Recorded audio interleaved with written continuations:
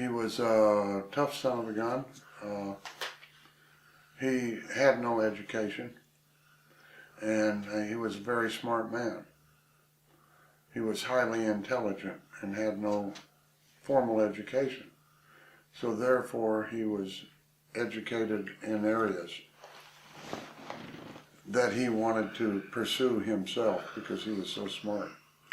And like flying, became a pilot, you know, he had a wonderful mind on him for the wrestling business, he just had a fantastic mind on him, you know, but there was absences in there. Because when you get an education like that, you don't have, you know, there's gaps. There's things that you can't fill on your own that you do whenever you have teachers and stuff like that. And he was the smartest guy in the world when it came to wrestling. He was as smart as there was then, not in the world or anything else, you know. He was as smart as there was in the business. On the business, maybe the smartest at that time. Some say he was probably one of the best finish mans in the business. Would you both agree? That's what I heard. Yeah, that's another part of the. I knew Eddie with nothing like Terry did, you know. Right. Yeah. I'll tell you the greatest story I know about Eddie Graham. I mean, there's a lot of them, but me and Terry and Dory, if I didn't remember, Eddie had a Beechcraft Bonanza, right? So we're flying back from Jacksonville one night, and he's playing that damn country music, right? And he'd been drinking all day, right?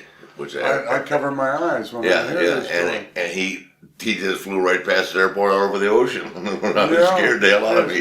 Just kept on going. He flew right over the airport, right out over the bay. I said, "Where do you think he's going, Terry?" He said, "He had playing country music in his airplane." Good Lord! But he just went south of Florida. Yeah, he just took off. South of Florida. Flew off about a half hour over the ocean. My brother was in the front seat with him over there, and my brother goes in. He's, you know, and I told him, I said, "Junior, we got to go back with him because he's been drinking." You know? So there's me and Rick and Junior, and Junior was on the side up there, you know, the co-pilot. Yeah. And Junior had his pilot license, and I said to Junior, I said, "Well, when we was talking about ahead of time, you can always go ahead and fly the plane." Well, whenever you got a insane fella going ahead and singing "Old Flames Never," I listened to "Old Flames Never Die" about 5 times in a row, and you're seeing the lights of Florida disappear in the background, just leaving, you know. And so my brother was up there, and you can't. What are you gonna do? You can't knock him. You can't knock him out. You can't do anything else. And my brother would just went ahead and yell, He brought it back. "Eddie, Eddie, Eddie!" And Eddie was like, still in there, and that "Old Flames Never Die" there. And then all of a sudden he came out of it like that, you know. That goofy look on his face. Were you going to say something, Rick? Not gonna say it. Just scared the hell out of me. I didn't know where the hell we were going. No, I didn't either. And I'm glad we didn't go there. Yeah, jeez. What do you think Eddie would have done in the business if he were still alive in the 90s? He wouldn't have liked the business. He'd be like Vern. He just, in my opinion, he was too old school to accept what was going on. I mean, Terry might think differently. I don't know. The old school guys are hard to turn around. And I don't, you know, I mean, I really think that Eddie Graham, this is a strong statement, but it is I think that Eddie Graham was at the point that he knew his business was going to go. It was his life. It was everything.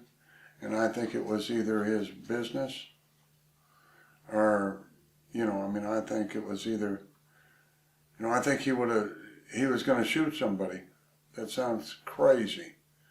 But he wound up thankfully and not thankfully either, sadly, that he went ahead and shot himself. And I think that had a lot to do with that, is losing the grasp on what he loved so much and worked so hard for. And it was going to go. What do you think, Rick? Do you agree with that? Yeah, well, once again, Terry knows a lot more about it. I just knew Eddie. I didn't even meet Eddie till like 1981, so it was just, I mean, he was unwinding, you know what I mean? It's kind of like things were changing, and I guess I met him about 78, but I was just down there to wrestle with Jack, and those guys a couple times, but I really didn't get to know Eddie till I became the world champion when I started going in and out of there a lot. But by then, Eddie was just really in the background, and Dusty was running the territory then. Yeah. Yeah. Okay.